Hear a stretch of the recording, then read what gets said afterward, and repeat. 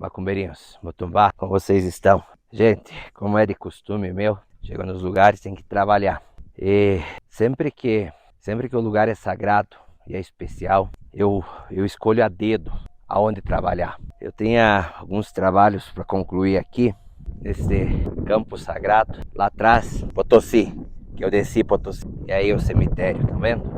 Então, alguns que contrataram os trabalhos comigo, feitos aqui, vão receber hoje as fotos e os vídeos dos seus trabalhos sendo feitos aqui.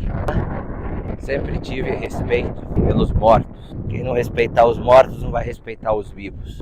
Então, só para mostrar aí para vocês que eu vou fazer esse ritual aí. E quem estava contratado os trabalhos aqui, que vão receber agora as imagens. Claro, a gente não deixa nome, não deixa foto, nada, né?